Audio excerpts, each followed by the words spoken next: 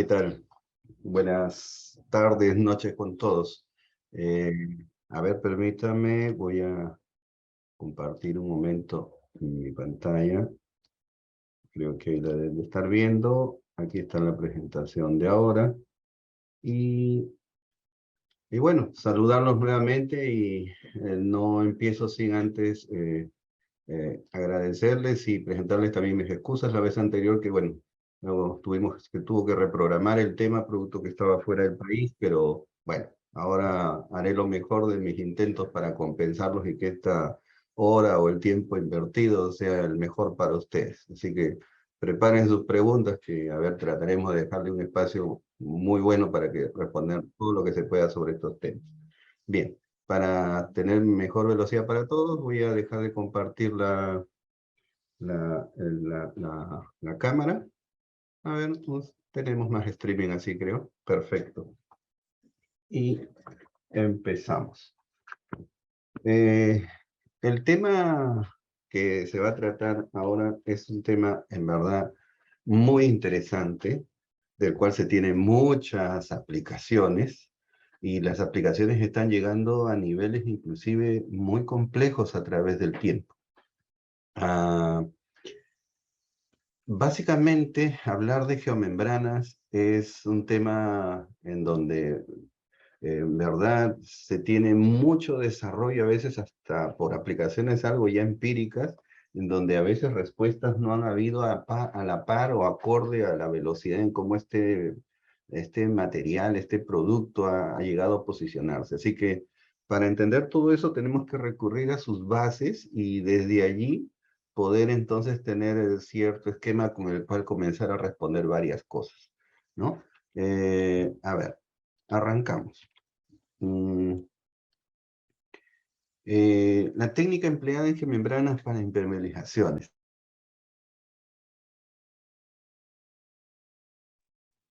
Se Me le- has, Sí, me el has audio. silenciado.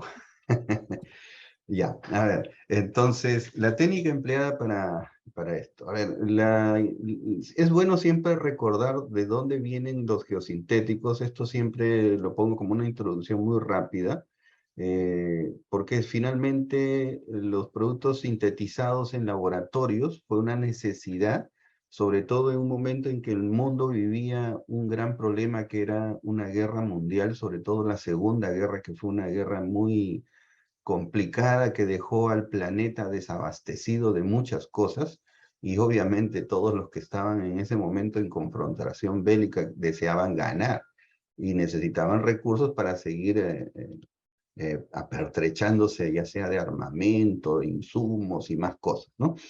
Dentro de eso, la milicia necesitaba uniformes, correas, paracaídas, bolsas, sistemas de acarreo, de un sinnúmero de cosas, y ya no había fibras naturales porque el clásico algodón, los clásicos materiales sacados de fibras vegetales, estaban hundidos bajo el mar, pues porque así estaban los bloqueos en ese entonces, y difícil, ¿no?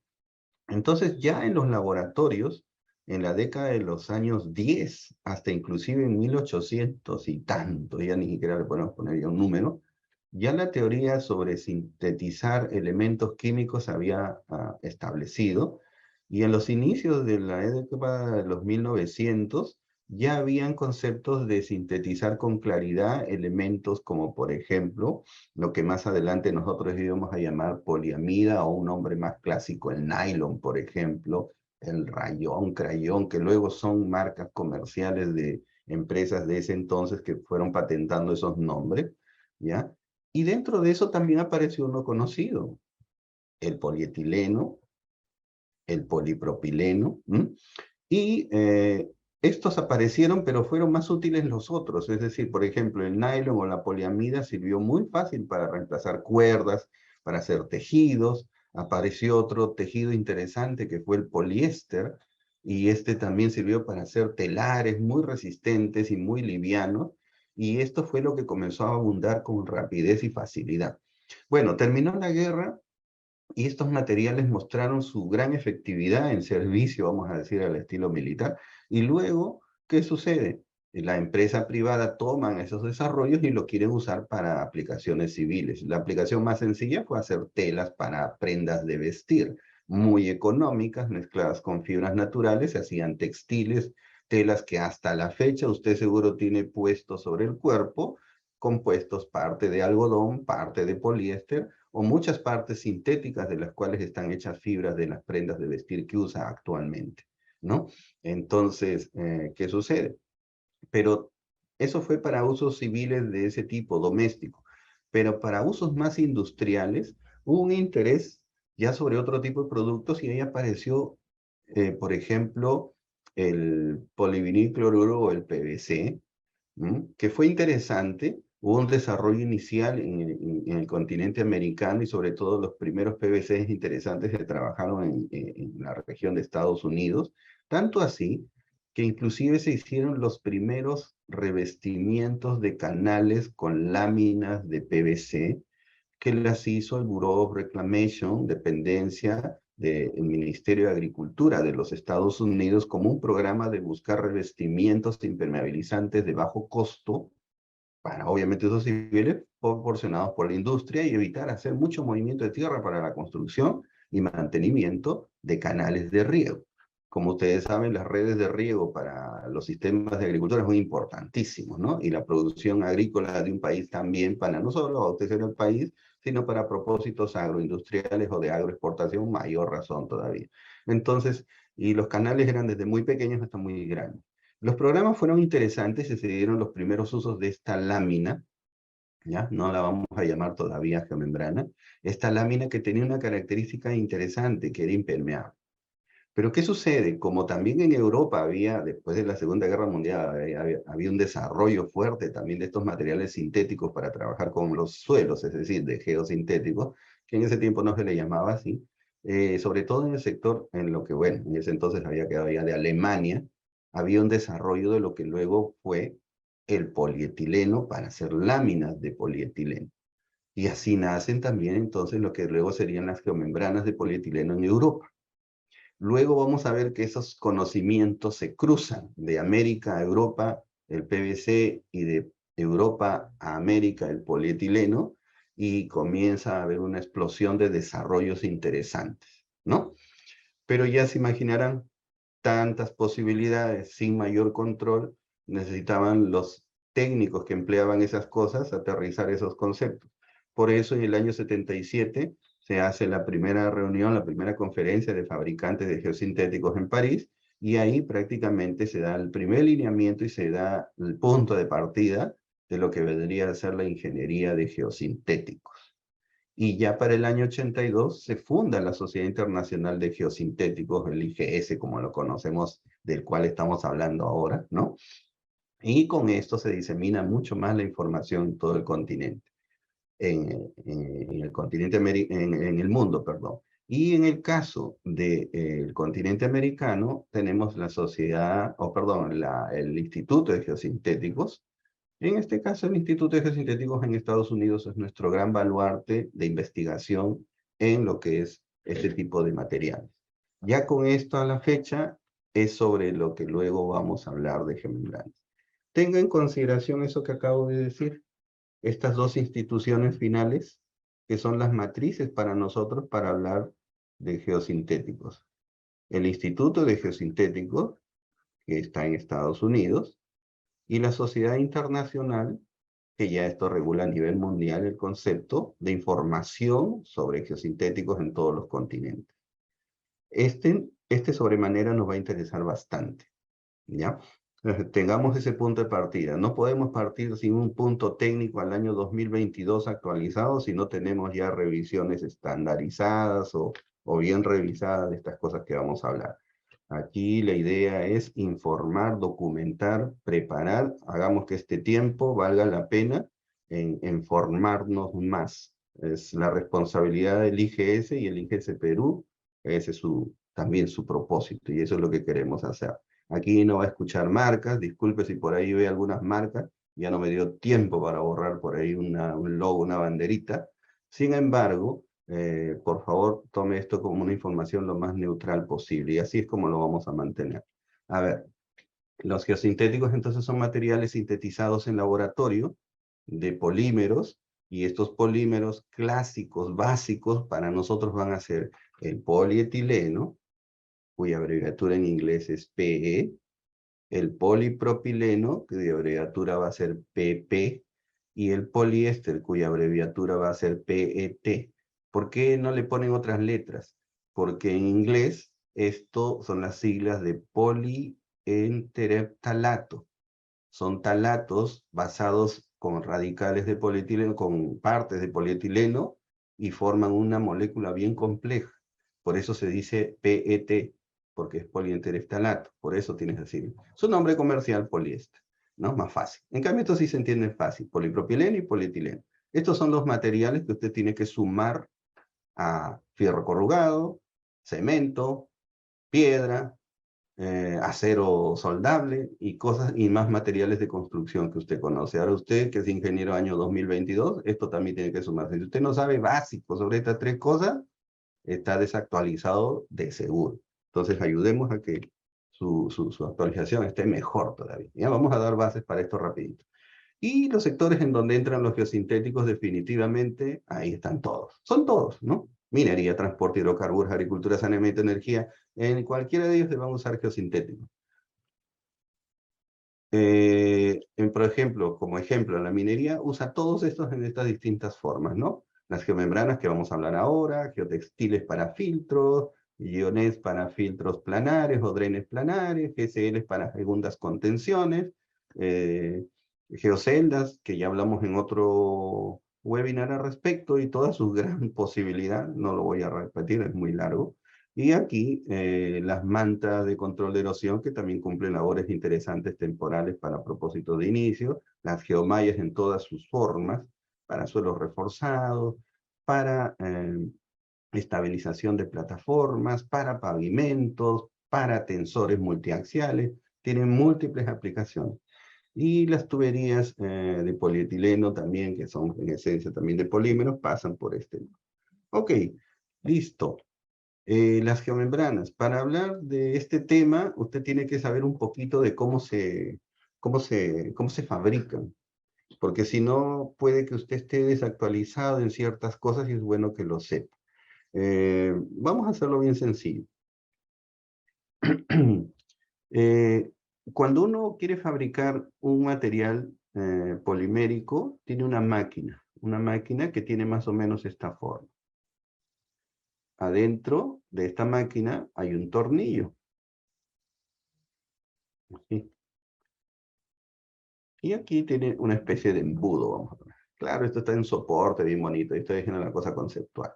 Entonces acá se sube un amigo, ¿no? Y va a graduar una mezcla determinada de pellets, o sea, del polímero que uno quiere trabajar.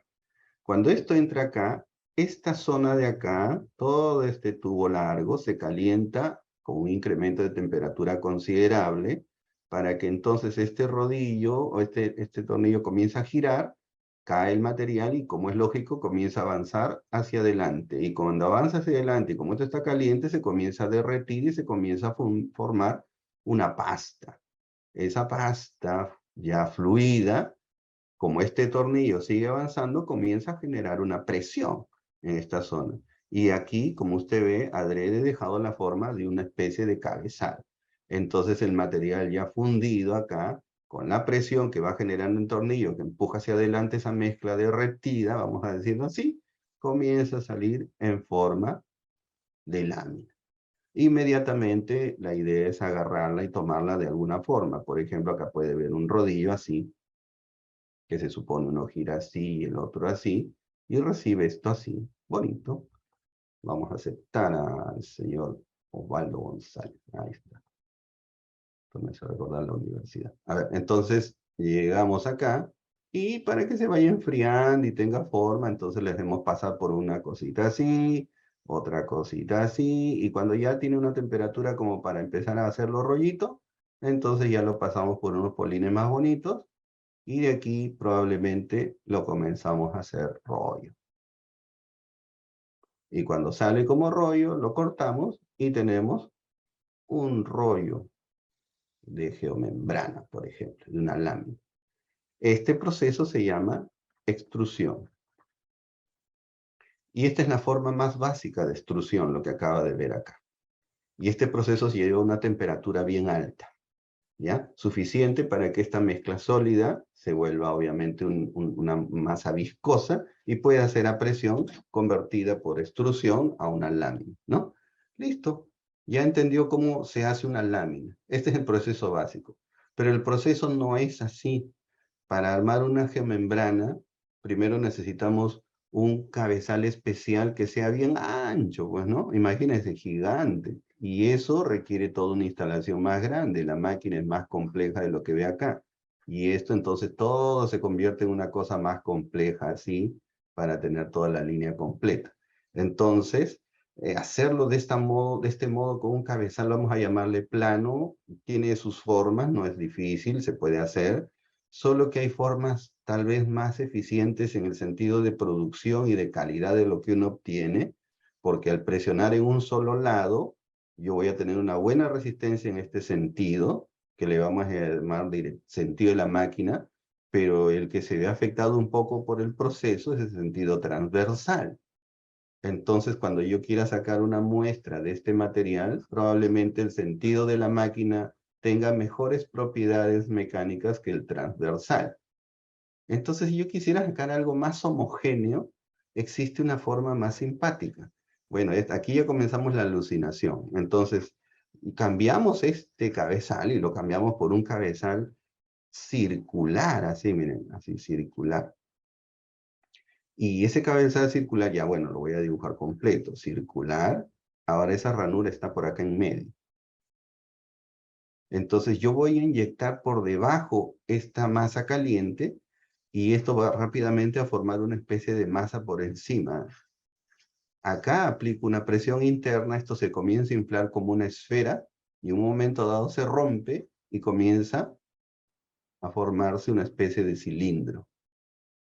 Cuando ese cilindro se forma, lo voy a hacer acá más pequeño, ya tiene esta forma de cilindro volando hacia arriba, es llevada hacia una torre y luego esto continúa, se corta por un borde ese cilindro, así más o menos, y luego se estira en polines y finalmente esto se abre. Y tenemos aquí el rollo de membrana. Y luego acá están los polines y se sigue jalando para acá y tenemos la forma de rollo de esa membrana que luego enrollamos y tenemos la membrana. Acá lo estoy simplificando. Ya el proceso es así. O sea, ese cilindro se abre y luego tenemos la membrana, ¿no? Por eso las plantas que usted vea de gemembranas que siguen este sistema, que se llama soplado o en inglés blow up, tienen esa característica. Como partió de un cuerpo esférico, tiene la característica de que la membrana tiene una tensión longitudinal y también una tensión circunferencial muy parecida. Así que si usted saca una muestra de enrollo de acá y la quiere llevar, el sentido de máquina y el transversal van a ser muy parecidos. Y este proceso de manufactura es muy acelerado, más rápido que el de la versión anterior.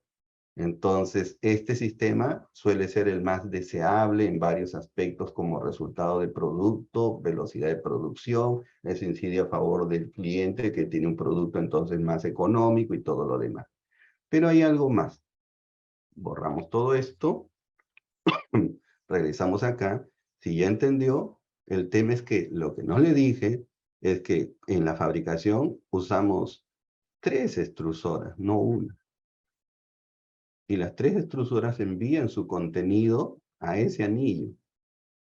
De tal manera que lo que ocurre es que cuando ya pasa el tema de la rotura y la formación de la lámina, lo que usted tiene que entender es que aquí cuando se fundieron los 3, en esta zona, cuando sale la extrusión, se está formando una suerte de un material que realmente tiene 3 capas. Pero 3 capas que en el mismo proceso por la presión se coextruyen, es decir, a la misma temperatura se funden todas. Ninguna está pegada. Yo lo dibujo así para entenderlo, pero al final es un solo cuerpo, solo que está fundido en estas 2 partes porque están en su temperatura ya de fusión suficiente para la manufactura. Y entonces tenemos que el espesor del material realmente tiene, vamos a decirlo, 3 espesores internos. porque son u obedecen a 3 extrusoras diferentes. ¿Y por qué necesito 3 extrusoras diferentes? Porque aquí viene el tema. Alguna persona me puede pedir, oiga, yo necesito que esta superficie tenga un tratamiento diferente al del otro, porque cuando está así, liso arriba, liso abajo, es lo que en inglés se le llama smooth, o lo que se le dice una geomembrana lisa. Pero hay aplicaciones donde necesitamos que la fricción del material sea más fuerte por un lado que otra. Entonces aquí se aplican compuestos nitrogenados para generar explosiones controladas. Como usted entenderá, el nitrógeno a temperatura normal es un gas, pero si usted lo usa en temperaturas más bajas, como líquido, es otra cosa, y cuando entra en contacto con la temperatura normal, pareciera como que explota. Esa explosión controlada, son microexplosiones, generan que la superficie de la primera extrusora haga esto, ¿no? Y nos tiene una capita así, mientras que las otras están así. ¿Qué tenemos? Una textura por un lado y acá está liso, smooth, ¿no? O liso. Entonces a esta membrana se le llama single side texture, o sea, texturada por un solo lado. Y si quiero las dos, también puedo hacer explosión controlada arriba, explosión controlada abajo, y tengo textura arriba y textura abajo. Esta es una double side texture en inglés, o sea, una textura de ambos lados. Por eso es que uno maneja 3 extrusoras, o sea, una me sirve para propósito de lo que estamos hablando, no. Tampoco es que alguien le pegue las texturas encima. Ese era un procedimiento antiguo, muy antiguo, de querer sprayar, eso ya no existe, eso se hace en plena línea, en caliente todo, ¿no? Entonces, tenemos esa forma.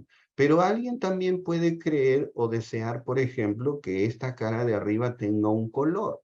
Entonces, la extrusora se le añade un color a una y entonces nos arroja una capa con un color. Por ejemplo, verde. Ya tenemos una capa verde y la otra sigue siendo negra. Entonces tenemos una membrana con cara verde y la otra negra. Alguien puede pedir otro color. Por ejemplo, un común color es blanco. Entonces, blanco, negro. Ambos lados blancos, qué sé yo. También alguien puede pedir una cosa más jalada de los cabellos. Textura arriba y blanco abajo. Todo es posible. También alguien puede hacer algo más. Puede pedir que una de las capas tenga un aditivo que permita, ante una diferencia de potencial considerable, que la lámina se vuelva conductora. Entonces pide que una de las capas, con un aditivo acá añadido en la extrusora del otro lado, se vuelva una membrana conductiva. Esto es muy importante para hacer lo que luego van a hacer pruebas geoeléctricas, en donde la membrana ahora, ante cierta diferencia potencial, es conductora y permite entonces revisar en dónde podría haber una falla, una fuga, un agujero, un hoyo, en miles o cientos de miles de metros cuadrados, de modo más preciso y rápido. Eso va a ser parte luego de los procesos de CQA que se necesitan en obra, ¿ya? Entonces, también entonces se pueden hacer membranas de distintas texturas, de distintos colores, con capacidades conductivas y una mezcla de todo esto. Fíjese entonces, toda esa oferta es posible. Esas geomembranas, por ejemplo, en el caso de TDM, la empresa en la que estoy, que manufacturamos esto, las ponemos a disposición no solo del mercado peruano, sino también para exportación. Entonces, esa es la capacidad que tenemos. Interesante, y ahora ya sabe por qué entonces si le muestro estas figuras, le puedo decir que acá hay una membrana con una cara lisa, acá esta cara es texturada y abajo probablemente lisa. Acá probablemente es texturada arriba y también por abajo también es texturada y todas las posibilidades que ya le mencioné, ¿no?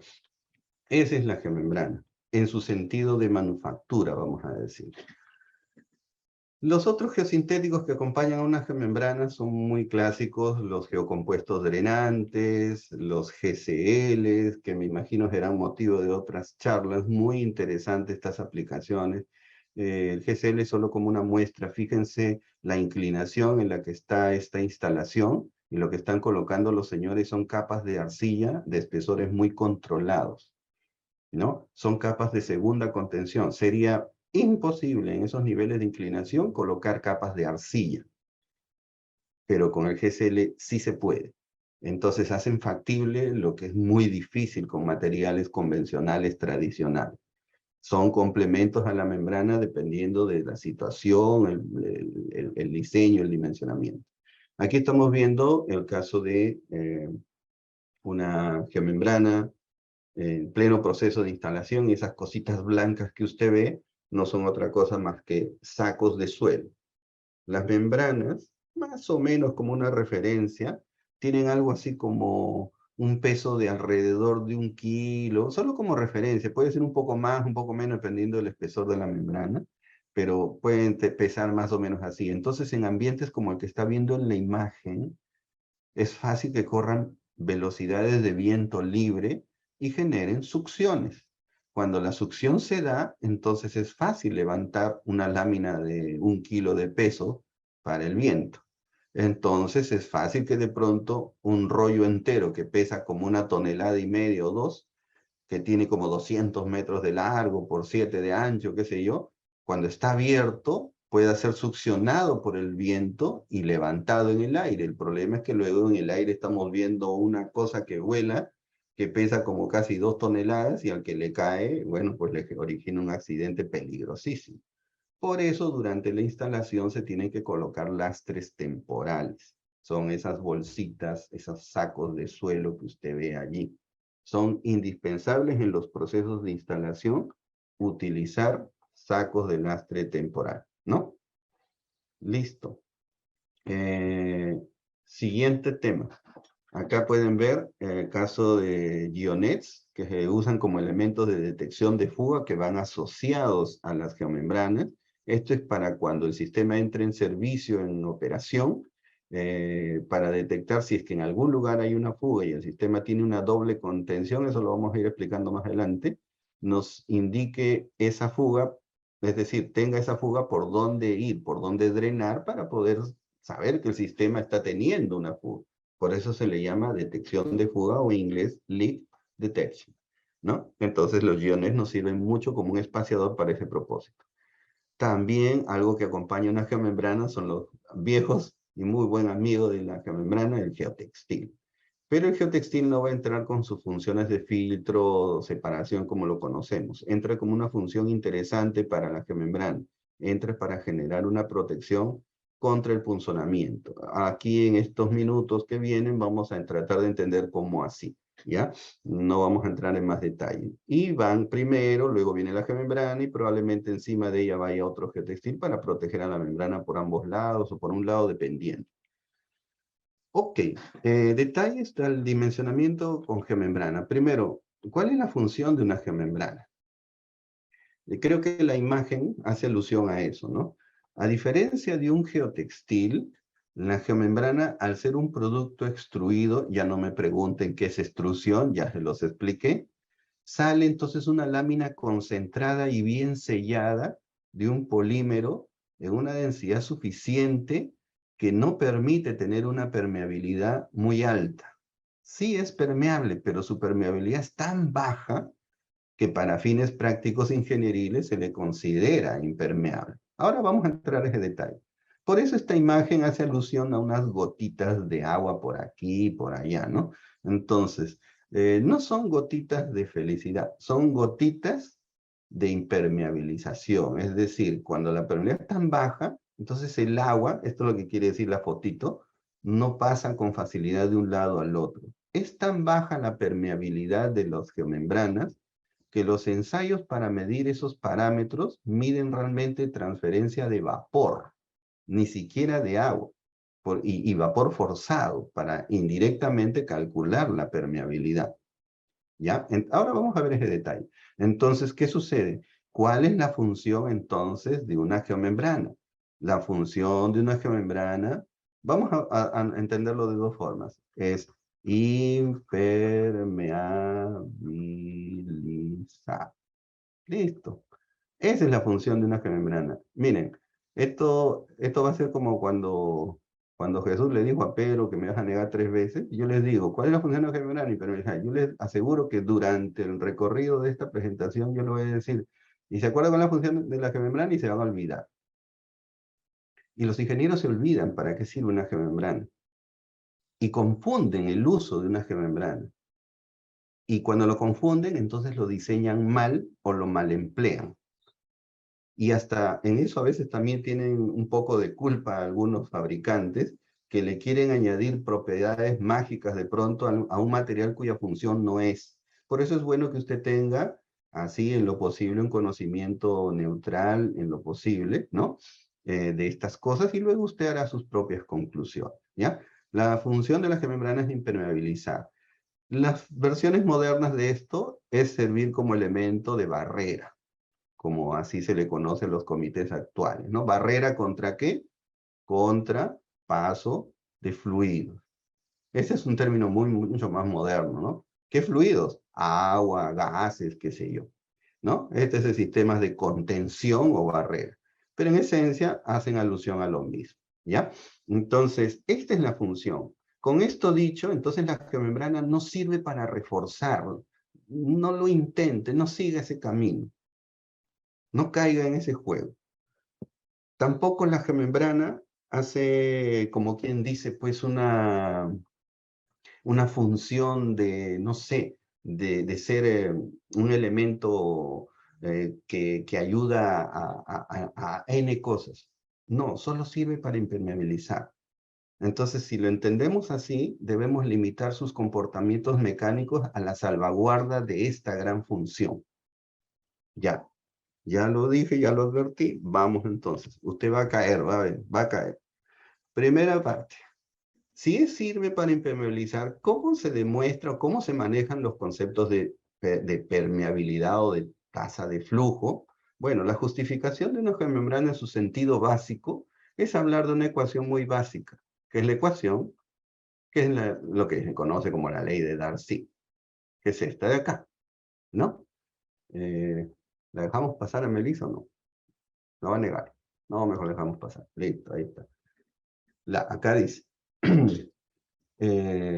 caudales, permeabilidad por gradiente por área transversal. Y así por simplificar el concepto. ¿Y el gradiente qué cosa es? Bueno, si usted tiene acá una altura de agua y acá tiene un medio que tiene una permeabilidad K, acá tiene un espesor, ese espesor vamos a llamarle T, entonces la cantidad de flujo que llega a atravesar esto de acá, que es ese caudal, es el caudal por la permeabilidad que acá la tiene, ahí está, el área transversal que se supone es el área, llámele por metro cuadrado o área unitaria, y el gradiente se resuelve como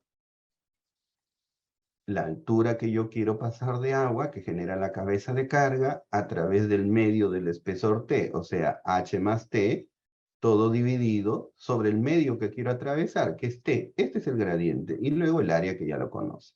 Listo. Entonces, ¿qué significa esto? Que si usted tiene una permeabilidad muy baja, el caudal o la cantidad de percolación que va a tener a través de ese medio con esta permeabilidad baja va a ser bajo. También significa que si usted quiere también disminuir la cantidad de caudal de percolación, tendría que aumentar el espesor para que esto también baje. ¿Mm? Traducción, entonces vamos a verlo en esto. Este es como un ejemplo tomado de alguna cuestión minera. Por ejemplo, algún loco sobre relave quiso colocar 30 centímetros de un sustrato vegetativo y eso tiene una permeabilidad alta, pues dice a la menos 13 milímetros sobre segundo, ¿ya? Y solo simulemos que acá hay 20 centímetros de agua, ahí están. Solo simulemos para que entendamos la idea.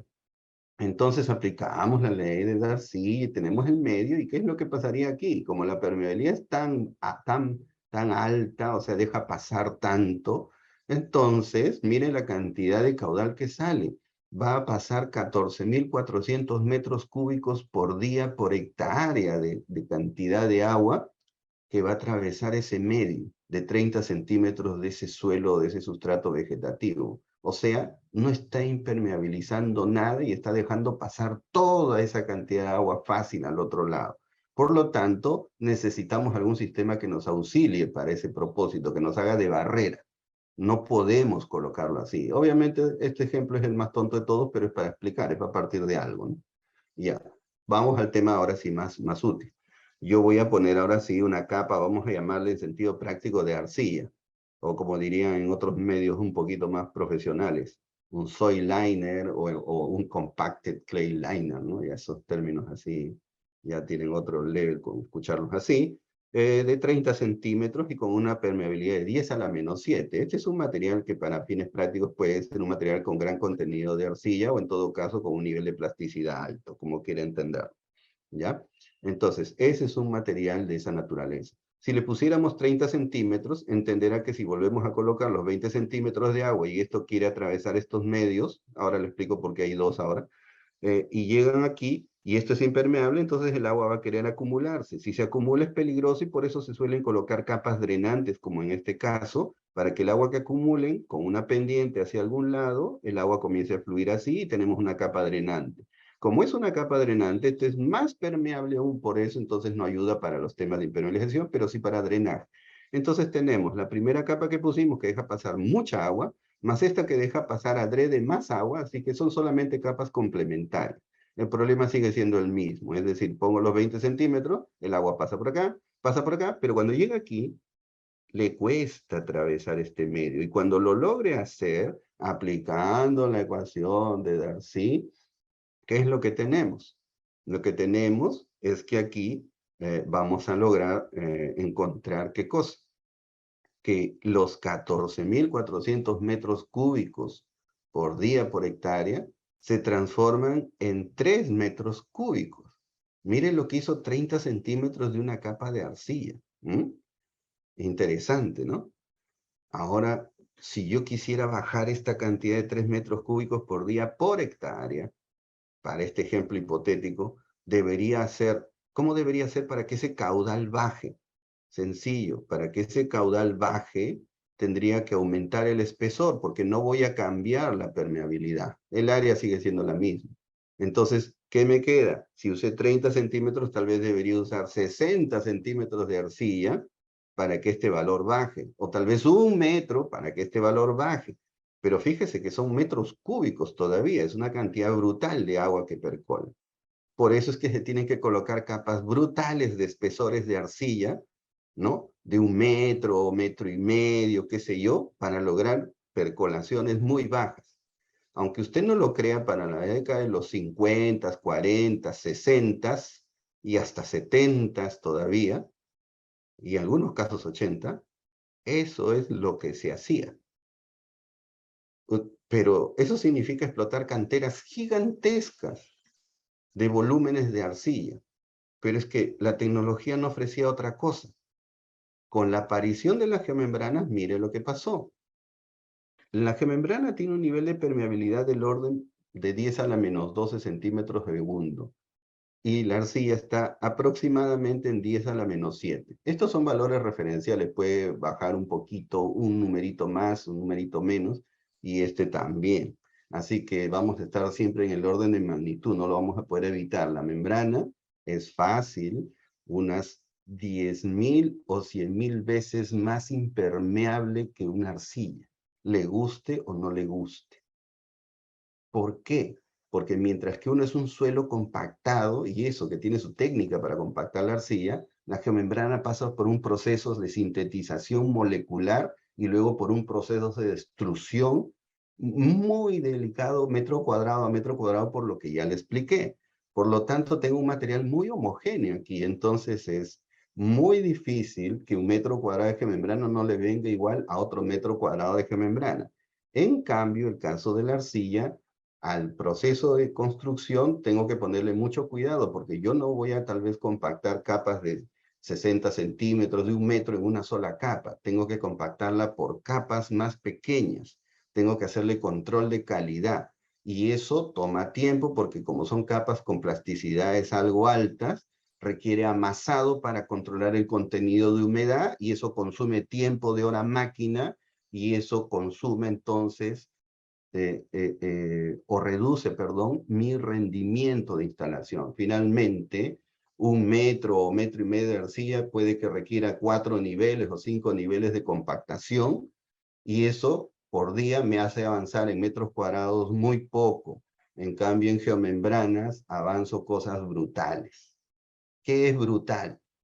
En zonas planas, en algunas fotos que veremos más adelante, se van a dar cuenta, se pueden llegar a instalar valores que superan los 8 o 10.000 metros cuadrados en un solo día. Entonces, imagínense, pues eso es imposible, imbatible de lograr. Y ese es justamente el avance tecnológico. Por eso, entonces, seguimos el ejemplo, y no es que vayamos a quitar la arcilla, la dejamos, ahí está. Pero la vamos a auxiliar con una membrana. Cuando juntamos las dos membranas, se acoplan los coeficientes de permeabilidad apropiadamente, como están en secuencia. Hacemos el mismo ejemplo, y cuando llega aquí esta cosa, le es difícil, muy difícil pasar la arcilla, y lo poco que pase va a ser pues muy poquito, y le va a ser mucho más difícil pasar la capa de arcilla después de pasar la membrana. Así que lo que llega a pasar aquí es esto: 0,06 metros cúbicos. Acá ya tenemos que cambiar de unidades porque no nos sirve. Estamos hablando alrededor de 6 litros. Bajamos de 3.000 litros a 6 litros por día por hectárea. Esto es lo que hace la geomembrana. Entonces, como decíamos, si el proceso constructivo de colocar esto se hace más complicado, y sobre todo en posiciones inclinadas más difícil, por eso la tecnología me permite inclusive ahora utilizar una capa de otro material que será motivo seguro de alguna charla futura, el GCL o el Geosynthetic Clay Liner. El GCL es una segunda capa de contención que también tiene una permeabilidad más baja y segura, y se desenrolla y se instala muy rápido. Si yo reemplazase esta capa de arcilla por un GCL, podría bajar hasta 4 litros por día por hectárea el tema, pero no me importa ya estos niveles bajar de 6 a 4, que sí es importante, ¿ya? Pero no me importa, digo, porque lo que estoy ganando es un rendimiento brutal. Y voy a poder ejecutar esto a un costo por metro cuadrado en el sentido de proyecto muy eficiente. Ese es el espacio que se ha ganado la geomembrana, y esa es la función de impermeabilización o barrera, como quiera llamarle, y cómo entra a tallar en este asunto. Esa es la razón y la forma y la explicación de por qué usamos geomembranas y su función en la práctica. Entonces, así como se llama la película Salvando al Soldado Ryan, acá tenemos que salvar al espesor de la geomembrana a como dé lugar. Ese es el tema, porque la función de la geomembrana, ¿cuál es? Impermeabilizar. Y la impermeabilización se nota a través de la tasa de flujo o la de percolación, como quiera llamarlo. Y si usted varía el espesor de la membrana, toda la idea se fue al tacho. Entonces, todos los dimensionamientos tienen que estar a favor de salvar el espesor. Por eso usted se va a desvivir en hacer procedimientos constructivos que protejan la membrana, para proteger su espesor. Así que vamos a entender más. Yo le dije, ya se estaba olvidando, algunos seguro están olvidando para qué sirve la membrana. Listo. Ya está claro. Omitimos a Eric Richard Guevara. Bueno, omitimos. No voy a entender nada porque ya avanzamos hace rato. Ok. Estimación del espesor. Esa es una pregunta interesante. ¿Cómo estimamos el espesor de una geomembrana? La verdad que aquí yo solamente voy a hablar de conceptos básicos.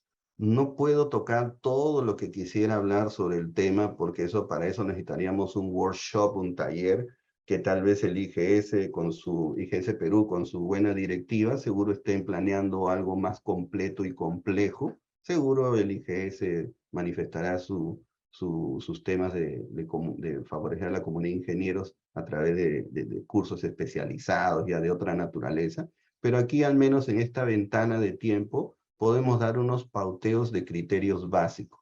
Literatura sobre esto hay mucha, el problema es que a veces mucha gente no la entiende, porque también no hay quien le explique, ese es el problema, pero no es complejo, ¿ya? Solo basta ser explicado bien y todo el mundo lo entiende. Por ejemplo, uno puede ver en algunas literaturas este concepto que se llama el criterio de movilización de tensión. ¿ya? ¿Y qué es eso? ¿No? A ver, para eso tenemos que recordar un poquito algunas cosas. Primero, me voy a adelantar algo, ¿ya? Esto es diseño, así que no, no pestañe. Ya, listo. La geomembrana, vamos a poner una de HDPE, tiene una curva más o menos así. Después lo vamos a entender mejor. Como usted verá, y por aquí, y todavía me quedo corto, pero lo voy a hacer así, ¿eh? Más o menos se mantiene a un nivel elástico hasta el 12%, las de HDPE, y más o menos al 700% la membrana se rompe. Este comportamiento de acá es un comportamiento elástico. ¿Está bien? Perdón, no sé qué he hecho, que están saliendo muchos mensajes. Oh, ya, elástico, listo. Y a partir de acá tiene un comportamiento, como es lógico, plástico. Ya. Entonces, si yo tengo acá una membrana, acá lo voy a dibujar como un trocito, y usted sabe que la membrana tiene espesores. Si es que no lo hablé, aquí a un costadito voy a escribir. Espesores de geomembrana clásicos pueden ser desde 0,5 milímetros, 0,75 milímetros, 1 milímetro, 1,50 milímetros, 2 milímetros, y así nos podemos ir hasta ya 3 milímetros. A partir de aquí, ya de 3 milímetros para arriba, es lo que vendría a ser ya una placa, y sus comportamientos ya son otros. Y claro que se sigue dimensionando con muchos criterios similares, pero ya por sus naturalezas de rigidez y usos, es otro, como diría el Chao, otro gato, ¿ya? Y menores a 0,5 también entramos a otro tipo de elemento que se llama lámina. Una lámina, más claro, más que lámina, perdón, un film. Un film es un plástico muy delgado ya, que es para otros fines generalmente domésticos o de industria alimentaria, pero para fines de consumo, no para temas muy industriales como lo que estamos orientando esta presentación. Entonces, entendido eso, los espesores de la membrana son fracciones de milímetro o hasta más o menos 3 milímetros. Dicho eso, entonces, cuando yo le aplico una tensión a este material, y si tiene que deformarse, yo tengo que cuidar que la deformación esté en un rango elástico. Porque si la deformación, miren, este es el mismo material, solo que como le he aplicado una tensión, entonces ahora del original se ha movido un poquito más, lo que llamaríamos un delta. ¿De qué? De esta longitud original. Entonces es un delta de la longitud. ¿Y qué cosa es delta de longitud sobre la longitud original? Eso es lo que se llama deformación unitaria. Excelente. Entonces, eso es lo que he dibujado acá, deformaciones unitarias. Y estas son tensiones. Bueno, debería ser esfuerzos, pero lo vamos a llamar tensiones porque como son láminas delgadas, más fácil es hablar de tensión por unidad de ancho. Pero en esencia es la misma cosa. Ya. Entonces, ¿qué sucede? Tenemos una deformación unitaria. Si esta deformación unitaria se mantiene en un rango elástico, significa que yo me puedo estirar más o menos y recuperarme manteniendo el espesor. Pero si yo me paso para este lado, como es plástico, ya me fui para el otro mundo ya. Es decir, el material, no sé si lo pueda dibujar acá bien, bueno, igual lo borro. Va a ser una cosa así.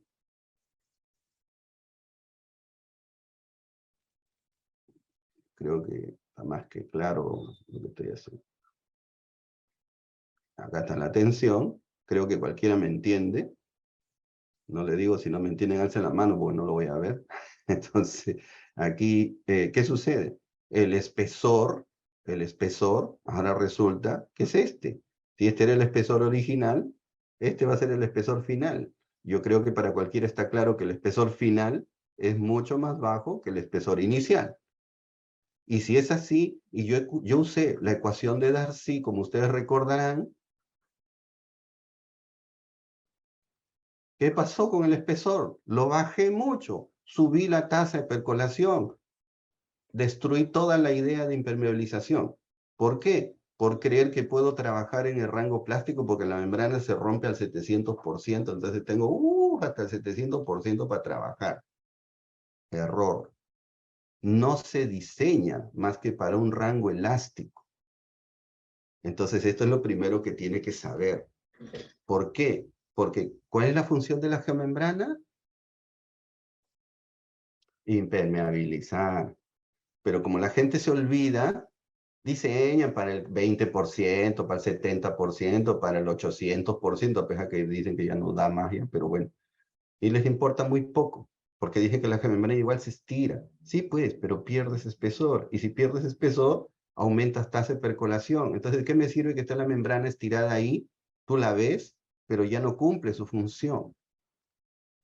Entonces el diseñador tiene que tener esto bien claro, que cuando se diseñan membranas se diseñan para un rango elástico. Entonces hay que estar cuidando los comportamientos de deformación. Listo. Con eso ya creo que quedó más claro que el agua. Ya a varios ya los pillé. Entonces ya se dieron cuenta cómo se olvidan, ¿no? Entonces, y ese es el problema. Ya. Creer que la geomembrana es una cosa mágica que hace muchas cosas. Si nadie las diseña, obviamente caemos en el error. Listo. Entonces, siguiente paso. ¿Cómo entonces así determinamos el espesor? Este de aquí es un modelo que presentó Robert Kernen en su libro Diseñando con Geosintéticos, que es un modelo interesante, en donde acá aparece un delta H, una presión normal. ¿Qué es esto? Esto puede ser tranquilamente algo como esto. Que usted tenga acá un reservorio, por ejemplo. ¿Ya? Pero lo que nadie le dijo es que si vemos en planta, alguna vez por ese reservorio tal vez, pasó una suerte geológica, algo así. Entonces acá hay un material de un tipo y acá hay un material de otro tipo.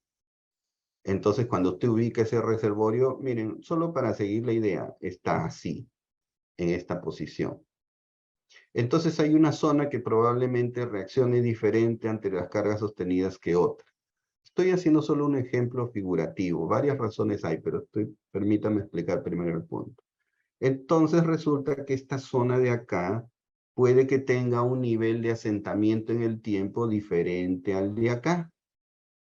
Si yo lo llevo a estos niveles, este es el punto B, este es el punto A, acá está el punto A y este es el punto B, y obviamente le pongo acá el agua y toda una carga sostenida, esto genera una presión distribuida, ¿está bien? Hacia todo el cuerpo, listo.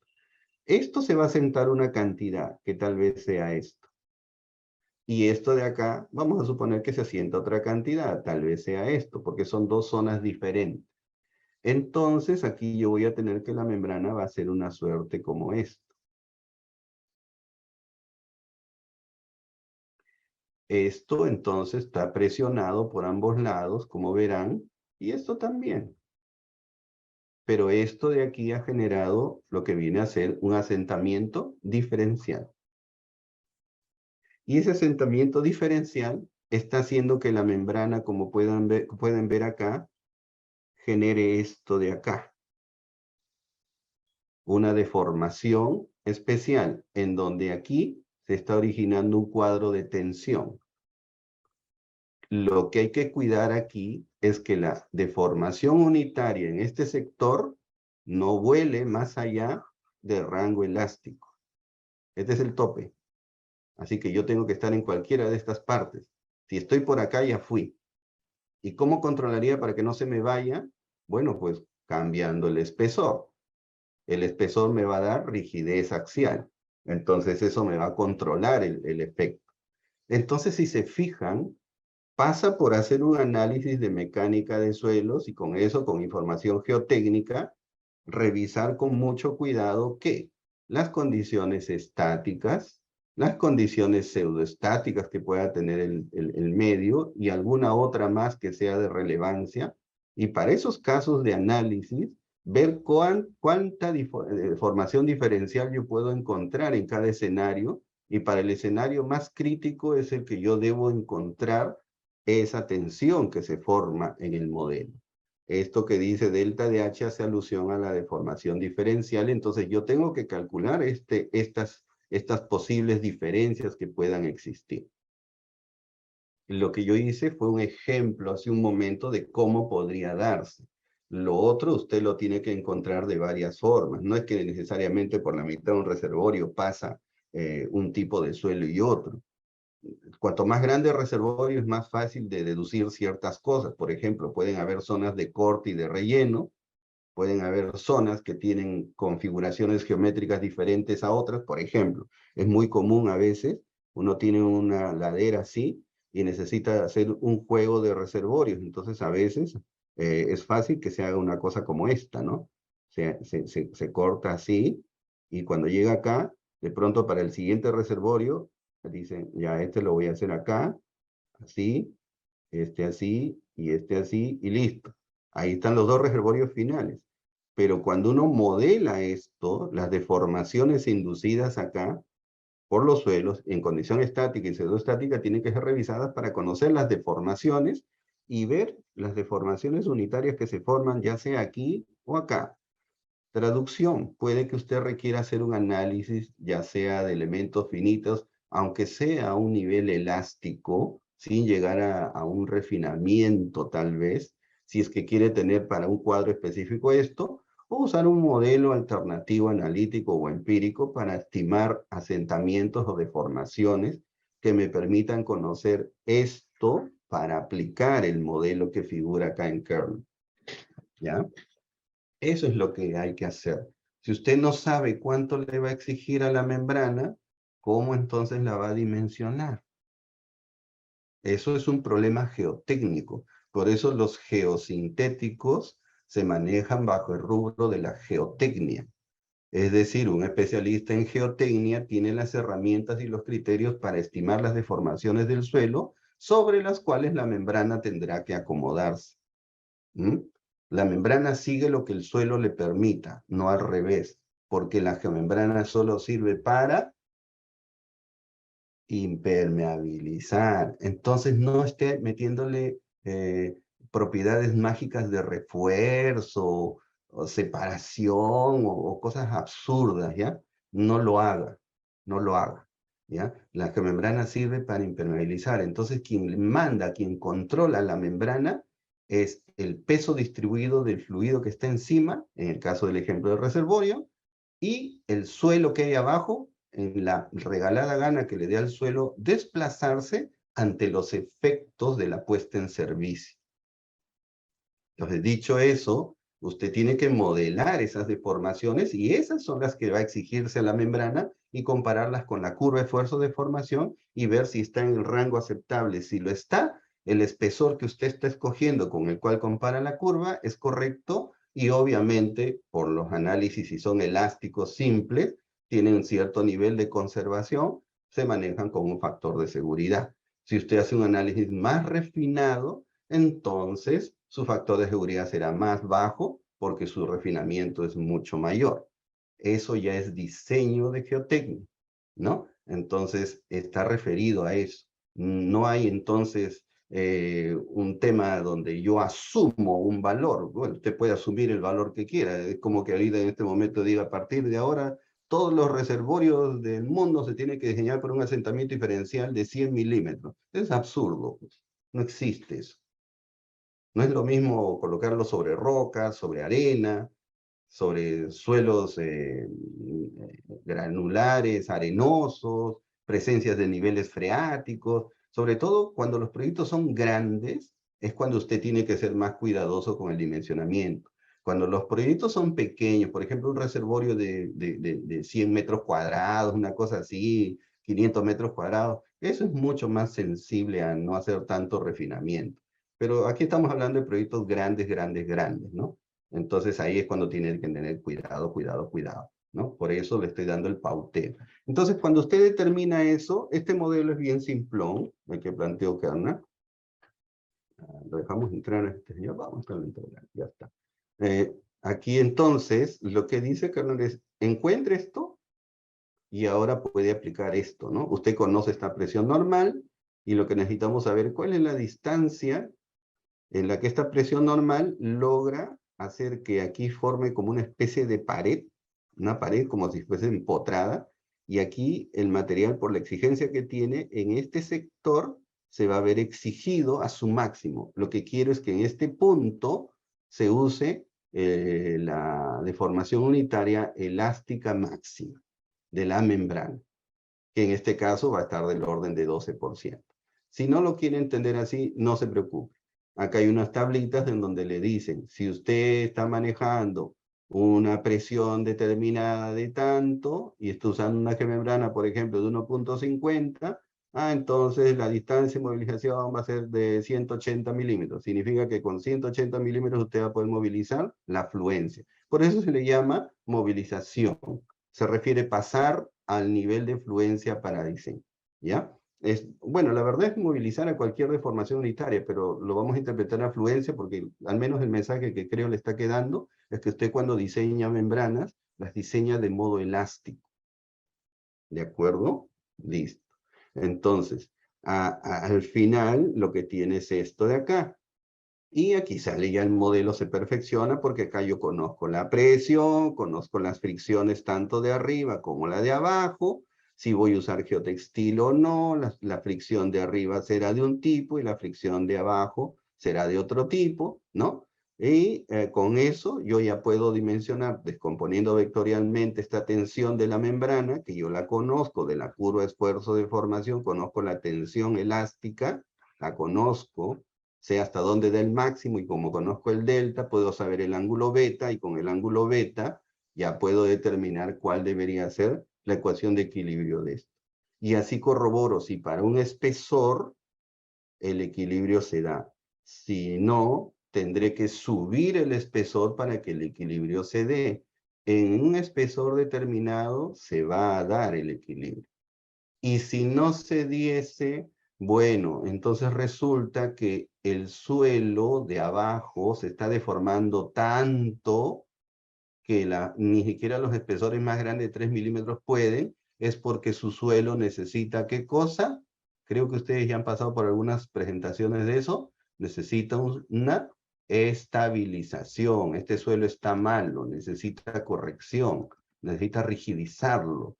Para que rigidizado, ahora la deformación esté en un orden que la membrana no se deforme tanto y ya puedes coger modelos de espesores más comerciales y disponibles y con seguridad. Si se fija, el tema del espesor pasa por todo esto. Tal vez nadie se lo haya dicho antes y solamente estoy hablando de algún caso nada más, el de movilización de tensión. Entonces, esa es otra historia. Bueno, creo que en forma rápida, como lo he podido explicar, se ha entendido. Vamos a avanzar. Aparecen tablas como estas, que a veces algunas personas malinterpretan, ¿ya? Y yo la pongo acá porque este es un criterio muy básico. ¿Qué significa esto? Kellner también en sus publicaciones de Diseñando con Geosintéticos publica esto también, que a veces son criterios muy básicos que vienen hasta inclusive de la EPA de Estados Unidos para rellenos sanitarios, en donde acá dice, si usted quiere usar un espesor de gemembrana, necesita básicamente un espesor mínimo, pero por criterios de sobrevivencia a la instalación. ¿Qué significa eso? Cuando usted va a instalar un rollo de gemembrana, y vamos a ver en la medida del tiempo, si nos alcanza a detallar muy rápido o muy despacio la instalación de gemembranas, va a ver que en un momento dado las personas cuando van a instalar gemembrana, toman aquí la membrana con sus dos manitos o con herramientas, como quiera, y el detalle que pasa acá, lo amplío por acá, es que se hacen a veces unos cortes en la membrana para poder, entonces, con esos cortes, generar una especie de ojal, y con ese ojal abierto, ahí el operador mete la mano y jala la membrana. Cuando hace esta operación, acá se generan esfuerzos de desgarre o de equivalente a tensión grab. O cuando el operador está caminando, le da por pisar un poco la membrana, porque está pasando al otro lado por alguna razón, y pueden darse episodios también de punzonamiento ante elementos que en la planta del zapato de la persona pudiera estar llevando una pequeña piedrecilla, o algo por el estilo, o el simple hecho de apoyar el rollo en el suelo y que con su peso propio se punzone solo. Esas son, vamos a decir, criterios de sobrevivencia en la instalación. Entonces, los criterios mínimos para que cuando yo agarre y jale esta membrana y no se rompa, es utilizar espesores que mantengan propiedades mecánicas básicas. Eso es lo que trata de decir esta tabla. No quiere decir que este es el espesor mínimo o qué sé yo, ¿no? O algunas interpretaciones raras que le dan. Por eso va a encontrar valores raros también. A ver, miren, por ejemplo, si el nivel de sobrevivencia de la instalación es muy alto, es decir, usted está haciendo una obra importantísima, jamás se le ocurre usar un espesor menor a 1 milímetro. Así por cálculo le salga que tiene que ser menos de 1 milímetro, no lo haga. ¿Por qué? Porque los daños de instalación, de manipuleo y todo van a dañar a la membrana muchas veces si usa un espesor más bajo que este por los criterios que le dije. Por eso acá aparecen propiedades como tensiones básicas, rasgados, punzonamientos e impactos. Son cosas de proceso constructivo, no del diseño para la presión sostenida del fluido y otras cosas más. Entonces, eso es lo que quiere decir esto. Si de su cálculo le salió 1.75 milímetros, seguro tendrá que usar tal vez una de 2 milímetros, por decir. Pero si del cálculo le salió y la instalación requiere que sobreviva a un nivel muy alto, entonces tiene que usar 2 milímetros porque es mayor de 1. Pero si de su cálculo le salió, por ejemplo, 0.7 milímetros de su cálculo matemático, pero si su instalación tiene que sobrevivir de un modo muy alto, porque es crítica la instalación, entonces va a tener que levantarla al menos a 1 milímetro. ¿Se da cuenta? En cambio, imagínese, por ejemplo, este puede ser el caso de una laguna de oxidación, por decir, ¿ya? En tratamiento de saneamiento de aguas servidas. En el caso, si esté haciendo una poza para criadero de peces, por decir, el uso no es tan alto, pues. ¿Cómo se dice? La sobrevivencia de eso no es tan alta. Se me rompió el borde, bueno, corto más atrás, pues. Al pez no le va a molestar. Y al dueño, con tal que le cueste barato, puede prescindir de que se pierda 1 metro de ancho de su rollo de membrana por el proceso de instalación. Listo. Entonces, los requerimientos de sobrevivencia serán bajos. Entonces, lo mínimo que le pide acá colocar es 0.63 milímetros. Como ese valor es numéricamente matemático, lo más cercano tal vez sea una membrana de 0.75 milímetros. Creo que he sido suficientemente claro en los dos ejemplos. Luego, a su criterio, están los valores intermedios. Entonces, por favor, esto que le sirva como referencia de criterio mínimo. No lo exime a que usted haga una revisión de cálculo por si necesita más. Entonces ya tiene una versión matemática de modelamiento y una versión mínima por requerimientos de sobrevivencia de instalación. Perfecto. Cuando quiere proteger contra punzonamiento, acá hay muchas teorías y formas. Esta es una muy simpática que yo simplemente la voy a simplificar a lo siguiente. La membrana cuando usted la coloca, imagínense que este es el suelo, hipotéticamente por aquí, por alguna razón, quedó una piedrecilla así enterrada en el suelo. Uno no la ve, ¿no? Pero existe. Entonces alguien viene y tiende la membrana y claro, nadie la vio y esto pasa así. Tampoco nadie la vio. Listo. Y cuando coloco el agua y todo lo que va encima, se genera una presión debido a la carga de agua. Y esto entra uniformemente y entonces hace que lo que ocurra acá pasa de la siguiente forma. Lo que alguna vez la membrana venía así cuando no había carga, estaba así. Empieza a subir el agua y la membrana se comienza a hundir. Empieza más presión, la membrana se hunde más. Más presión, la membrana se hunde mucho más. Más presión, la membrana ya no da más, grita. En un momento dado, no sé si se está dando cuenta, en la curva de esfuerzo de formación está creciendo su deformación unitaria más. ¿Y cuál será el límite? El límite es hasta donde alcance la deformación elástica. Hasta ahí. Si se pasa, ¿qué va a ocurrir? Ya la membrana aquí comienza a perder.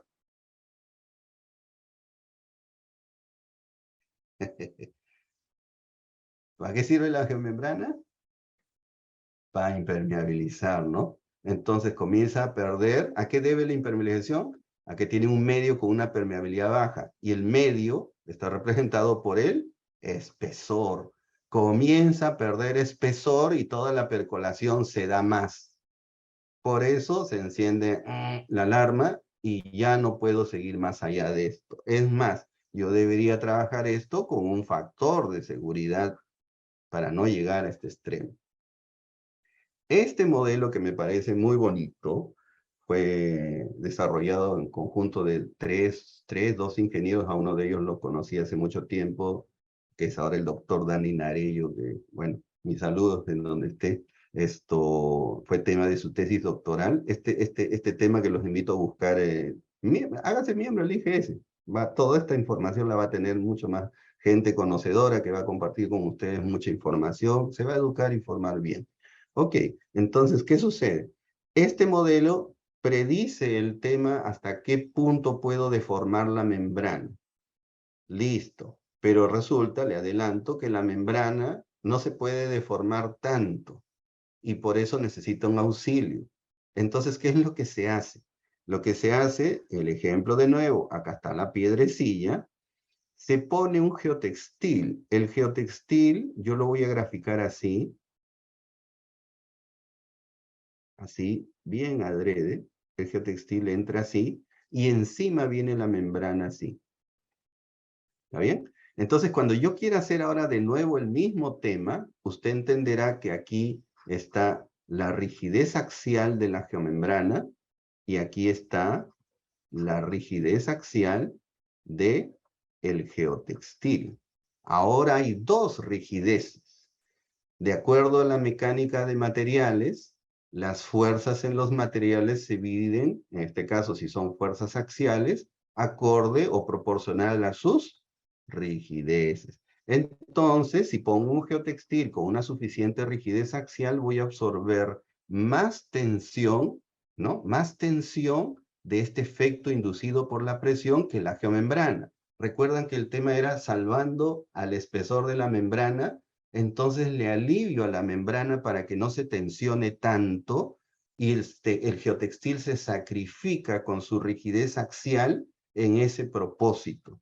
¿Y qué es lo que logra? Disminuir la deformación unitaria de la membrana. Es así como se induce la protección de un geotextil contra el punzonamiento a una geomembrana. Y la ecuación que ven acá arriba hace alusión a eso. Esto es el aporte de la geomembrana solita. Y este es el aporte del geotextil, en donde aquí los autores en los años 80 les encantaba todo correlacionar en función a la masa. Y por eso este concepto se perdió. En esencia, lo que los señores tienen que hacer son ensayos de tensión de los geotextiles, no de masas, porque acá hablamos de rigideces. Lo que pasa es que todo se correlacionaba muy bien con la masa del geotextil y terminaron correlacionándolo con la masa. Lo que pasa es que la masa no necesariamente es un buen indicador de la tensión o rigidez de un geotextil que vaya de protección. Como esto es otra historia larga que puede ser también motivo de otra presentación sobre diseño con geotextiles, ¿ya? Esa es otra historia. Acá solo me limito a decir que se referenció a la masa. Bueno, entonces vamos a hablar de gramaje. Usted pone un gramaje de un geotextil acá, y este H, ¿qué cosa es? Es la altura de la protuberancia que sobresale del suelo, no es toda la piedra. Para que se entienda mejor, voy a usar con la ayuda de Bill Gates, acá otro colorcito. Es solamente esto de acá. No es todo el tamaño de la piedra. Y es más, en el modelo todavía de de estos señores que hicieron este tema, esta es la piedra, ¿ya? Y mágicamente, en un momento dado, se dice, esa piedra se puede idealizar como esto que estoy colocando acá. sobresale una altura de protuberancia H, pero aún así la membrana realmente solo entra en contacto en lo que viene a ser la protuberancia de contacto, que es solamente esta zona de acá. Pero miren, la altura de protuberancia es una cosa y el contacto de protuberancia es otra. Como acá ya estamos metiéndonos en el mundo de la chiquititud, ¿no? Entonces lo dejamos ahí nomás por ahora. Pero lo que quiero que entiendan claramente es que así se ha modelado esto y así sale este valor de H, que usted tiene que conocer de qué tamaño más o menos es la protuberancia que está sobresaliendo. Entonces lo que a veces muchos ingenieros es fácil más tal vez decir es, ¿cuál es el D50 o el tamaño medio o algo así de la partícula? Y de ahí tratar de inferir una altura de protuberancia. Generalmente esas cosas son muy pequeñitas. Estamos hablando de cosas de milímetros, ¿no? Muy chicas, ¿no? Entonces, eso es lo que hay acá. Entonces, si usted entra a su altura de protuberancia, la masa del geotextil, que generalmente está referido a un no tejido, ¿no? Y aplica esta ecuación, le suma lo que aporta la geomembrana y tiene la presión que puede soportar el sistema, la presión permitida, algo, ¿no? Entonces, esto de acá, y obviamente tiene sus factores de reducción y sus factores de modificación en función al arreglo. ¿Qué significa el arreglo? No es lo mismo tener una zona así, donde hay un montón de piedritas, ¿no? Esta es como la cama del fakir, es bien gracioso el chiste, en donde el fakir tiene 500 clavos, se lanza encima y todos aplauden. El fakir se levanta y dice, lo voy a hacer más difícil, le voy a poner más clavos, ¿cuánto quieren? Y por ahí gritan 1000 clavos, ya le ponemos 1000 clavos y el fakir se lanza encima y todos aplauden porque es increíble el fakir. Entonces por ahí sale un niñito y le dice, señor fakir, ¿usted le puede poner un solo clavo?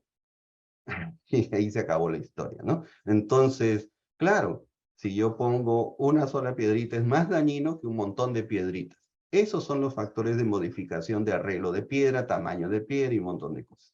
Y estos, características de creep y condiciones de durabilidad del geosintético, en este caso, de la geomembrana.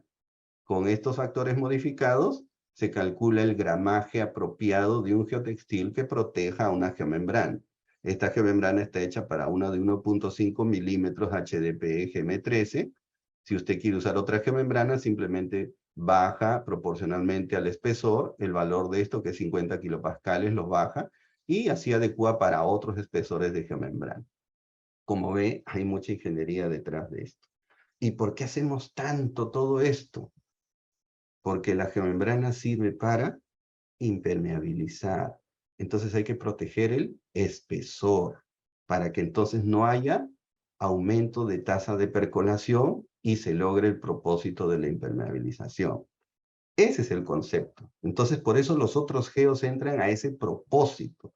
Muchas veces uno dice, no, la geomembrana sola es suficiente. Bueno, pues si ha hecho los diseños y es así, así será. Finalmente, otros criterios más son las estimaciones de las zanjas de anclaje. Esa es otra historia. Aquí les voy a mostrar un par de filosofías. Una de las más antiguas porque muchos han tenido acceso al libro de Kerner de alguna u otra forma, y esto es lo que Kerner planteó. Dijo, cuando yo tenga mi reservorio así, o bueno, lo que sea que impermeabilice con geomembrana, yo lo voy a anclar, dice. Listo, yo lo anclo. El tema es que muchos ven, hasta yo mismo lo he dibujado por inercia, miren, he hecho una cosita así, ¿no? ¿No? En forma de L. También puede ser en forma de U. El problema es que el modelo de Kerner no tiene eso, solamente tiene esto nada más. ¿Por qué? Porque este es el modelo de criterio de empuje pasivo-activo, en donde aquí yo considero que si excavase una zanja, aquí va a haber, ante la solicitación de una tensión así del material, por decir, un empuje pasivo de este lado que va a empujar a esta zona de la membrana que está en forma de L. Pero cuando rellene la zanja, también va a haber otro empuje en este sentido, que va a ser de tipo activo, y de la resta de los dos más las pérdidas por fricción se compensará con cuánto yo puedo sostener con una fuerza resistente esta tensión actuante, y con un factor de seguridad equilibraré esto que está aquí. Bien sencillo el criterio, ¿no? Y acá está hecho diagramas de cuerpo libre para todos los gustos y colores. Ahí está. bonito, ¿ya? Pero perdón, este es otra cosa. Ya, bueno, igual, lo de la izquierda estamos hablando ahorita. Entonces, ese es el criterio de empuje activo y pasivo. Entonces, ¿cómo se resuelve esto? Uno tiene que asumir una profundidad de zanja de anclaje, y para la tensión que arrastra del diseño, o si quieres toda la tensión de la membrana en fluencia, para esa tensión, y con un factor de seguridad luego, determinarás qué profundidad necesitas para desarrollar el empuje pasivo-activo más las fricciones de esto, que viene a ser la longitud del hombro, ¿no?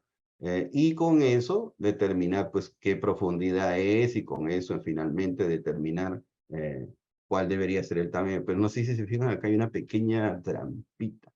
Con la trampira o el detallito es que nadie nos está diciendo cuál es el ancho. Esto está clarísimo. ¿Y el ancho? Entonces muchas veces lo que se hace es decir, bueno, ¿cuánto salió la altura? Ponle lo mismo en el ancho. Esa parte no está respondiendo. Y yo digo, ¿y si doblo la membrana así, cómo la cuantifico?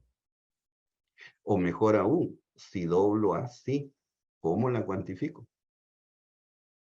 Entonces, este modelo no nos responde esa pregunta.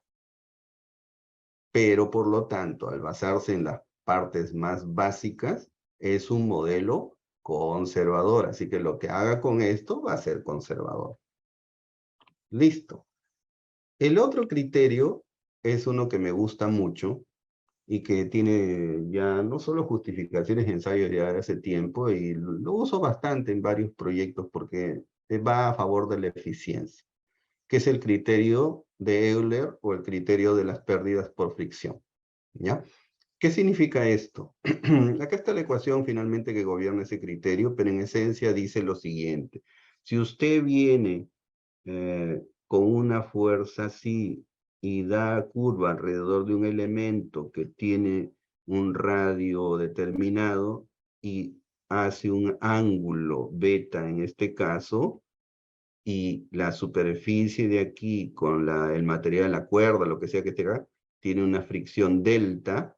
Acá usted tiene una tensión, una fuerza, y acá tiene una tensión.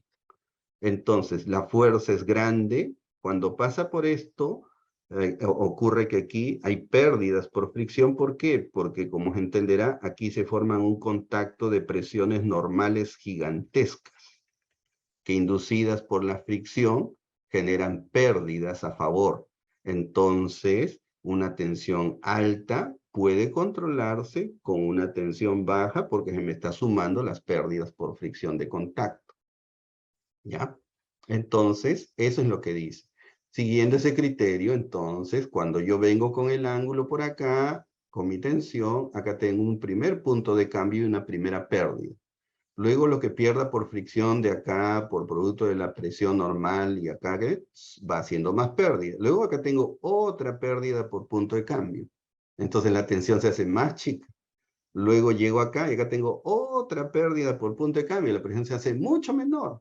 Y hasta me puedo dar el lujo de dar todavía la vuelta hasta acá y hacer la última medición completa, tratando de sacar entonces el máximo de la tensión por todo lado y la fricción y los puntos de cambio por todo lado. Esto está bueno, pero hay que también tener un criterio. No olvidar esto de acá.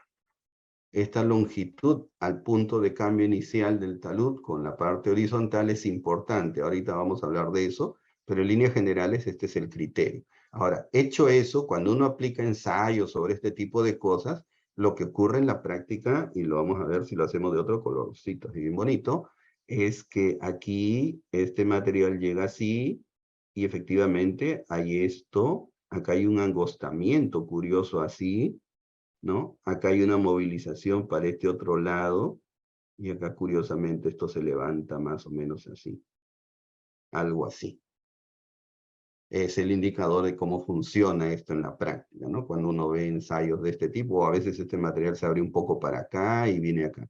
Entonces, sabiendo que, no sé si se están fijando, todo está apoyado desarrollando esta tensión así, entonces aquí puede pasar durante el proceso de desarrollo de tensión, sea el método de empujes pasivos activos o pérdidas de fricción de Euler, cualquiera de los dos, aquí puede pasar que si las tensiones son muy altas, las que estoy sosteniendo acá, esto puede generar superficies de falla y hacer que se fracture el anclaje.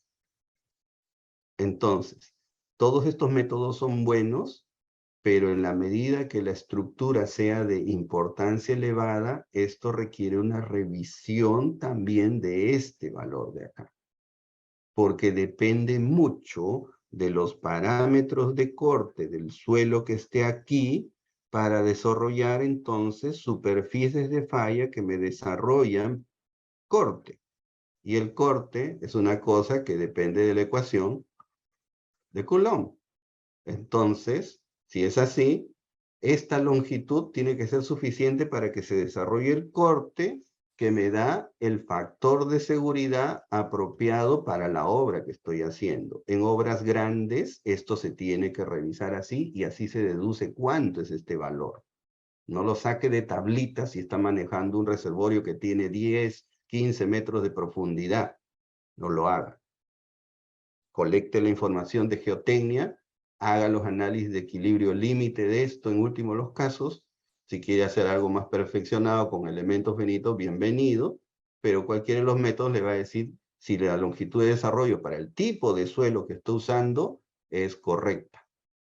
Y después ya dimensione con el método de Euler, el método de empuje pasivo activo de Kernel, cualquiera, la profundidad de las zanjas de anclaje. Pero como siempre la gente anda buscando reglas prácticas, yo le dejo algunas reglas prácticas. A ver, primero, si el suelo, vamos a ponerlo así, ¿cuánto debería ser esa longitud en metros? Si el suelo es un suelo arenoso, esta longitud debe ser un valor que fluctúe entre 1,5 a 2 metros. Si el suelo es un suelo rocoso, este valor puede ser fácil, 0,5 a 1 metro. Si el suelo es una grava con arena, o suelo bien graduadito, bien bonito, probablemente ese valor esté entre 1 metro, no creo más allá de 1,20 m. Y si el suelo fuese una arcilla, esa es una muy buena pregunta. Las arcillas son traicioneras en la medida de dónde y cómo están drenadas, no drenadas y sus condiciones. Por seguridad, hay que mantener al menos algo mayor a 1,5 m en el caso de suelos arcillosos. De verdad, dependiendo de la precipitación en la zona, yo diría hasta mayor a 2. Pero ahí es cuando es más interesante hacer una revisión técnica del anclaje, porque el suelo, al perder su cohesión, no tiene gran resistencia al corte y es peligroso, ¿no? Creo que con eso ya tiene un referente. Bien, pero cosas grandes, este es un primer pensamiento, cosas grandes, por favor, haga sus revisiones un poquito mayor, vale la pena. Listo, yo creo que hasta aquí ya tenemos bastante sobre diseño, entonces está de más hablarles sobre especificaciones de geomembranas, en donde si usted entra a la página web del Instituto de Geosintético, lo dejamos entrar a Sebastián, ya no sé si va a entender algo, pero vamos a que nos acompañe. A ver, entonces, ¿qué tenemos? Que el Instituto de Geosintéticos analizó bien el contenido de los polímeros para que sigan procesos de instalación, y esos procesos de instalación generalmente se regulan así como se fabrica el material. Recuerda cuando le expliqué cómo se fabricaban por extrusión, y la extrusión requiere fundir el material. Y si yo fundo el material, resulta que para unir la membrana también tengo que usar métodos similares de fusión. Entonces necesito materiales los más puros posibles. Cuando el Instituto de Geosintéticos dijo, ¿cuáles serían los mejores mecanismos? Entonces, las soldaduras de fusión, que es lo que actualmente se usa, y todo tenía sentido. Entonces había que analizar, vamos a decir, el polímero para que sea sensible a un procedimiento de instalación. Y entonces primero nacen las geomembranas de polietileno de alta densidad, que son la especie GM13, la de baja densidad lineal, la 17, y la de polipropileno GM18. Esto es un ADN de una geomembrana HP. No voy a hablar mucho en esta oportunidad, es bien interesante este gráfico. Para mí esta es la vida de la membrana. pero vamos a saltarlo un poco para ir a la parte un poquito más relevante. Esta es la historia de dónde vino y cómo llegó la gemembrana, ya la conoce, ya se lo expliqué al inicio. Y estos son los polímeros base, y aquí sí me voy a detener en algo muy básico. Este es el polietileno. Son 2 carbonos, como ve, con 4 hidrógenos. Esta unión es químicamente de muy alta eficiencia en el sentido natural. Cuando se junten tienen una afinidad electrónica muy buena. Tan buena que se acoplan una y otra vez como redes que se repiten, ¿no? Y del monómero sale el famoso polímero, ¿no? Ahí ves, se repite fácil otra vez. Y así sucesivamente sigue la cadena y se repite, ¿ya? Entonces, ¿qué sucede? Como es bien estable, vamos a decir, la unión, es difícil que cuando viene aquí a coquetearle un radical oxidrilo, oye, te estoy hablando, el otro no lo mira, está feliz viviendo con sus carbonos, ¿no? Entonces no se quiere mezclar. Esa es la raíz de por qué el polietileno de alta densidad, sobre todo el de alta densidad, es muy resistente a químicos, porque muchos químicos vienen por aquí, ¿no? Seduciendo al polietileno y no se dejan. Entonces están felices entre ellos. Pero nunca falta el que sí, pues sí se va, ¿no? Viene un oxígeno ahí lentamente, hace su trabajo, ¿no? Va echando maicito y por ahí se lleva un hidrógeno, entonces finalmente genera degradación, pero muy lentamente, ¿no? Entonces es muy difícil que haya disociación eléctrica fácil, porque es muy estable la molécula. Por eso es su gran resistencia química. La versión polietileno de alta densidad es la mejor de todas. Cuando hacemos versiones alteradas como la de densidad lineal, ganamos flexibilidad a cambio de perder un poco de este criterio de resistencia química. Bien, listo. Cuando se cambió un hidrógeno, uno solo, se quitó uno y se cambió por un CH3, nació el polipropileno. Y cuando se cambió de nuevo un hidrógeno y se le puso un cloro, nació el PVC. El problema es que estos tienen pesos moleculares cada vez más altos, tienen propiedades mecánicas más interesantes, pero van perdiendo propiedades básicas como resistencia a químicos y durabilidad, se les va haciendo más difícil el tema. Y también esta unión a veces es más proclive a otro tipo de cosas, o a veces son tan estables, tan pesadas estas moléculas que no se dejan unir con otras con comodidad y hay que forzarla con catalizadores. Entonces, ese tema es el que pasa con los polímeros, en este caso la membrana. Es motivo de eso que cuando se fabrican geomembranas de polietileno, como usted puede ver acá, la cantidad de resina que entra de polietileno es bien alta en un estado, vamos a decir, de pureza, en el sentido de utilizar puro polietileno en gran cantidad. Y solo se añade porcentajes muy bajos, tal vez del orden de 2, tal vez del orden de 1. Digo tal vez porque estas formulaciones cambian ligeramente, ¿ya? Pero no son más allá de 3, 4%, exagerando, ¿no? De aditivos y carbon black de estabilizador UV. Entonces, ¿qué sucede? Cuando yo funda esto y se vuelve a enfriar, tengo la probabilidad que el polietileno se una con polietileno inevitablemente. Por eso la fusión del polietileno va a ser buena, y como elemento de unión también lo será. El polipropileno requiere un filler mayor, producto de que le puse un CH3, entonces se hace un poquito más especial, pero igual usa una resina considerablemente grande, como un 85% de puro polipropileno, y el resto aditivos, carbon black y todo lo demás. Entonces, ¿qué sucede? Cuando yo lo caliento, lo fundo, y se enfría, voy a tener igual bastante polipropileno como resultado. Bien, el problema es cuando ya usamos PVC, la resina formalmente es muy rígida, tiene un peso molecular muy alto. Por eso cuando usted ha visto tubos de PVC entenderá por qué son rígidos. Entonces, ¿cómo así se vuelve geomembrana? Porque se le echa otro elemento a la formulación que es un plastificante que le da esa posibilidad de volverse flexible. Y para que estos dos se unan con comodidad, se coloca un filler para que catalice la unión bien. No sé si se está dando cuenta, pero las proporciones son muy altas de cada uno. Así que si yo lo caliento, lo fundo, esta mezcla, si lo logro hacer, y cuando enfríe, como que no hay tanta garantía de que tenga PVC. Tengo una mezcla de cosas. Es por eso que el Instituto de Geosintéticos dividió esto. ¿Y qué hizo? Dijo, las que se pueden fundir, les vamos a hacer un proceso de instalación que va a estar basado en lo que se llama el GM19A, en donde vamos a indicar los criterios básicos de cómo se funde, cómo se extruyen en obra, cómo se miden, pelado, corte, todo.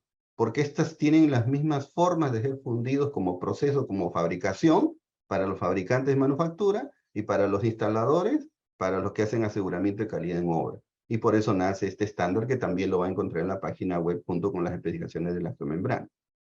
En cambio, esto de acá, dijo, lamentablemente no sigue el mismo patrón. Sin embargo, hubo otra institución que fue en su momento el FGI.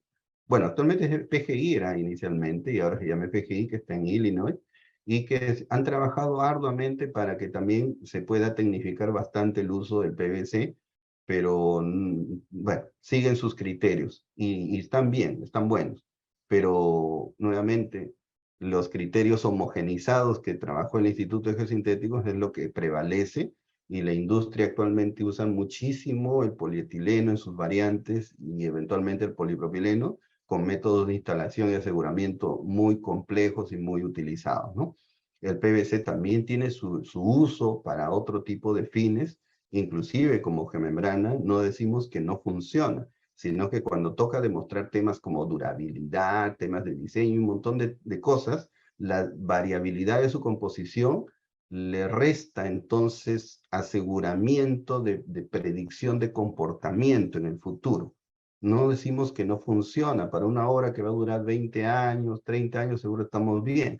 Pero para una obra que quieres que dure 100 años, 200 años o más, es más difícil pronosticar su estabilidad, ¿no? Entonces, en cambio, en estos que son más puros, sí. Es por eso, ¿ya? Me voy a saltar estos ensayos de acá, solo para llegar al punto. Acá está la página web del Instituto de Geosintético. Entre, ahí va a encontrar estas especificaciones y más información de cada uno de ellos. También aquí va a encontrar el GM19A, que está aquí. Y ahí va a entender cómo son los temas de instalación.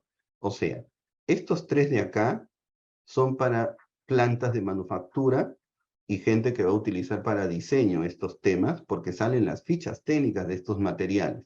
Recuerda que yo hablaba de la curva de esfuerzo de formación y demás tonteras. Toda esa información está en las fichas técnicas y sirven para los fabricantes para que fabriquen productos con un mínimo de homogeneidad y aseguramiento técnico, y para los diseñadores. Y para los instaladores está dedicado a esta parte, que es el GM19A. Y ahí se trata cómo soldar cualquiera de esas. Es muy interesante. Aquí vamos a ver un atisbo rápido. Esta es una especificación GM13 de gemembranas de polietileno. Acá está toda la información de diseño que usted necesita para temas de durabilidad también, temas mecánicos que hemos estado hablando, para todos los espesores determinados. Para las plantas de manufactura, acá está la cantidad de cada cuánta cantidad de peso de material manufacturado o formulación. Tiene que hacer ensayos de todo esto para emisión de certificados de calidad en laboratorios con acreditación GATE-LAB, que esto es obligatorio. O sea, la gemembrana es un material muy, muy elaborado.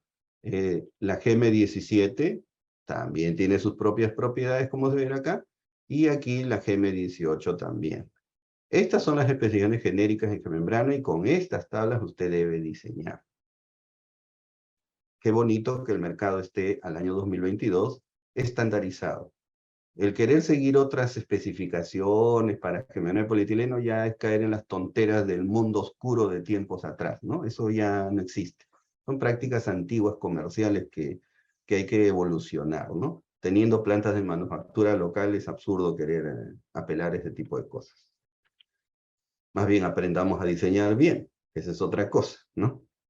Temas de durabilidad, conociendo entonces especificaciones GM13, el Instituto de Geosintéticos se ha puesto a hacer mucha investigación sobre geomembranas, GM13, 17, 18 y todas las que ellos mencionan. Y aquí se ve temas de cómo pronosticar las durabilidades en función de la degradación de polímeros. No voy a tocar mucho este tema pero en líneas generales hay toda una metodología. Ya solo estas diapositivas son motivo de una explicación muy larga, que es motivo de otra presentación, no es para ahora, pero en líneas generales con esto se se determina en ensayos que los pagados, por ejemplo, por la EPA de Estados Unidos, por, si mal no recuerdo, 12 o 13 años, dieron como resultado este dossier de información. Así siguen haciendo más, ¿ya? Pero a lo que voy es, fíjense que para una temperatura de 20 grados promedio, la membrana podría estar por el orden de 500 años contra temas de oxidación. Por ejemplo, aquí contra temas de UV, más de 36 años. La verdad, esta información es del año 2016 a la fecha. Se sabe que esto debe estar ya por los 40, 50 años. Es decir, las predicciones de vida han sumado más, pero ya con que le diga 35 o 40 años ya es bastante a exposición directa a radiación solar, siempre y cuando sea una GM13 HDPE, por ejemplo, ¿no? Entonces, con eso tenemos todo ese tema. Yo creo que lo que voy a mostrar a partir de ahora son aplicaciones, ahí puede ver.